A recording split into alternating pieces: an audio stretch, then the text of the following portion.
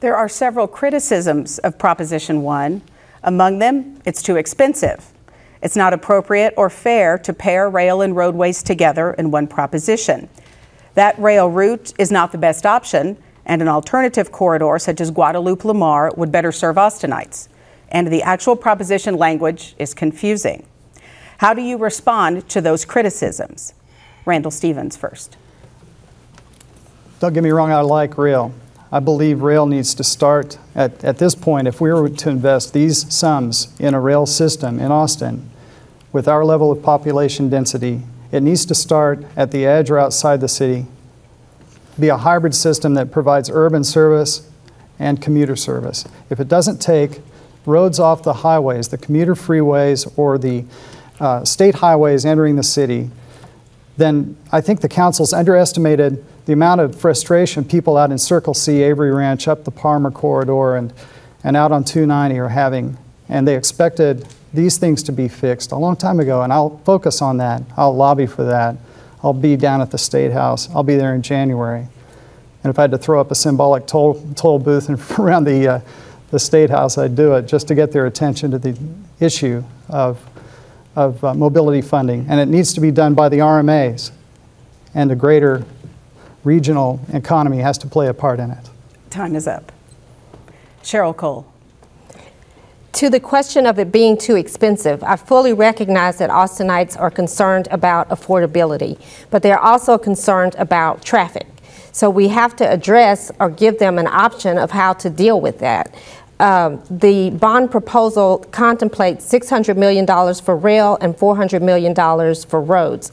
I do believe that the roads are imperative to be a part of that package in order to present a comprehensive package. And that's what was important to put before the voters, something that will really help with congestion. You also asked the question about the routes and which routes were taken and why did we not take the Lamar Guadalupe route, why that wasn't recommended. It wasn't recommended by the Citizens Committee, who, like I said earlier, we have lots of citizens engaged because we had already received bus rapid transit service for that line. But I would support that for the second phase of rail. Steve Adler. Again, I think this question goes to leadership and governance and how we do deliberative and thoughtful government in the city of Austin. To those criticisms, I say I share the frustration that at this point in the process those questions would still remain. I think we need to answer those questions, but the fact that they're there, I think, is an underlying problem.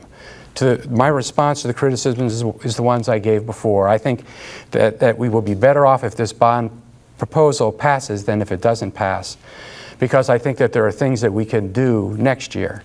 But the big takeaway, I think, related to those criticisms, the big takeaway, I think, is to recognize that going forward we need to do government in a better way. Todd Phelps. Well, they didn't get the Guadalupe-Lamar corridor. They didn't try hard enough, and it's one of the densest corridors in the country. This project's going to be the third most expensive rail project in the United States history. So when you look at the fact that this month Austin made the top 16 list in Business Insider of the most impoverished cities, and we had a massive rise in suburban poverty, this is not even going to help any of those folks. Mr. Leffenwell said in his State of the City that by their own admission, the council has done nothing to address the traffic crisis and to do anything to plan for it. And he recently said that this will cost the average family $180 just for the first leg. So you can multiply that by 4.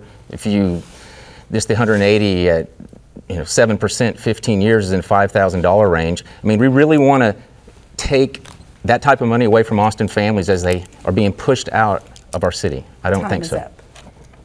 Mike Martinez. I certainly do understand the concerns about the cost of rail. It is very expensive. But there's one key element in this proposition that I think voters must understand and be aware of. Not a penny of this money can be spent unless we get an equal match from the federal government through the FTA. So to me, that's an opportunity to bring $600 million federal dollars to an Austin infrastructure project. I realize that there are concerns about the routing. This was a 2-year process led by Mayor Leffingwell and by citizen community leaders as well that chose the alignment so that we could be as competitive as possible and qualify for that equal match from the FTA. I didn't get everything I wanted in the routing either. I wanted it to extend to ABIA, and I believe that's a critical extension in future phases that we have to have for a successful multimodal operation. I'll continue working on transportation as chairman of Cap Metro. Just this year alone, 32 million trips were given on Capital Metro. We need to do more.